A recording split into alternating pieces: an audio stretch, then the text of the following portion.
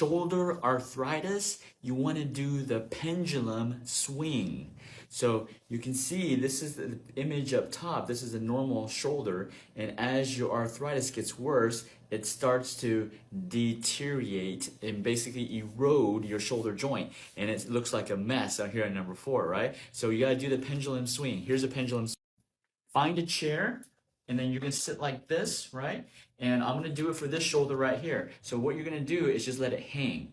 Let it hang. Let the weight of your arm just hang, okay? You're going to hang, and then you're going to slowly do little circles, little circles. This is the pendulum swing. You're going to do it clockwise, and then you're going to do it counterclockwise. Very little circle, right? You're just trying to increase the joint space within your shoulder and allow blood circulation and nutrients to go to the cartilage, ligaments to heal, and also the bones to allow it to heal. So do the pendulum swing every single day. I was having trouble walking, putting any weight on my left foot.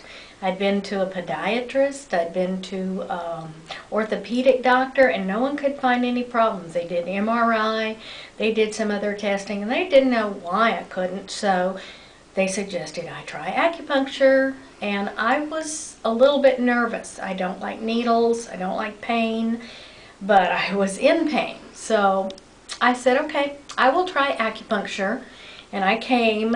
And of course I was nervous, and I told them I hate needles, and they assured me no pain. So we did some sessions, and I felt relief within probably a couple of weeks, which I was really surprised. And so I stuck with it. Then I started mentioning some of my other problems along with my foot pain.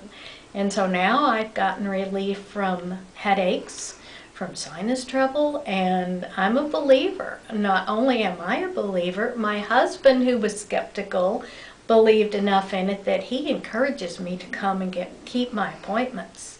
And I've told several friends, so I would highly recommend anyone who's nervous, try it. You may be very surprised. I'm glad I found it, and I intend to keep it up. There's this proverb, or I think it's a proverb. It's a rolling stone gathers no moss. Originally, I think it had various different meanings, like someone traveling or something like that. But the way that I'm going to interpret that proverb today is going to be a little different.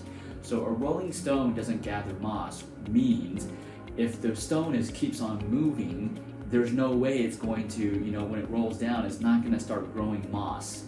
This is not necessarily moss, but something similar. It's not going to start growing stuff if it keeps on rolling, right? Because it's in constant motion, it's constantly moving. Our bodies are in constant motion. Even when we're sleeping, we are in constant movement. And so it's just the degrees of movement that are different, right? But our cells are constantly vibrating. If they did not vibrate, we would be dead, okay? So our physical being needs to be in constant movement. And whether that's physical or whether that's mental, we constantly need to be moving forward. Because if we're not moving forward, then there's only one other direction. We're going backwards.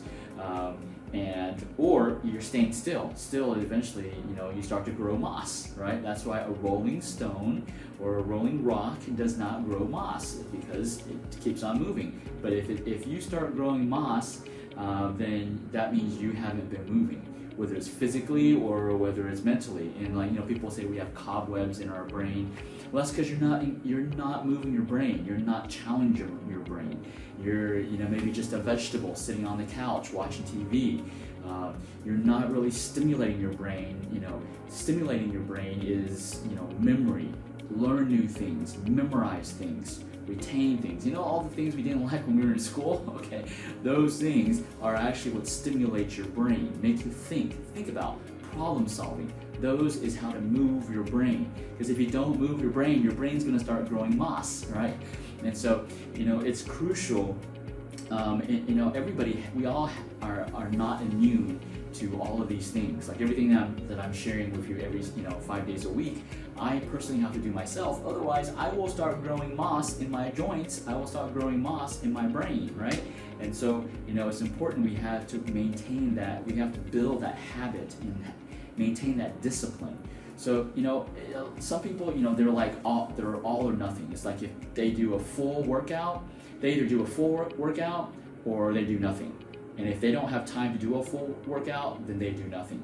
But that's not life. That's not how life really is. And you're gonna quit. You're gonna end up quitting a lot. So, little things. Do the little things. If you don't have time to do a full workout, do a 1-minute workout. Maybe just do some calf raises, right?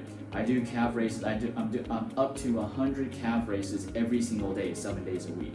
I do calf raises. That also helps my knees because I play tennis.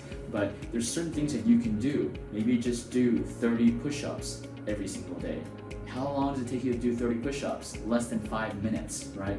Now, if you want to improve your health, then obviously you gotta spend a little more time.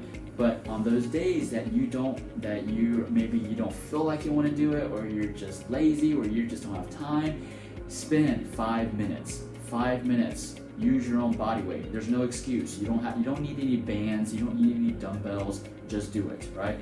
And when it comes, that's movement. Move. You could do jumping jacks. My team, we do 10 jumping jacks every single morning. All right, 5 days a week. Even just that movement will keep you moving, and it will prevent you from growing moss on your joints. Okay, so that's the key, is a rolling stone doesn't gather moss. A rolling rock doesn't gather moss. So don't be a stationary rock. Be a rolling stone, and so that you will constantly continue to move forward instead of moving backwards, right?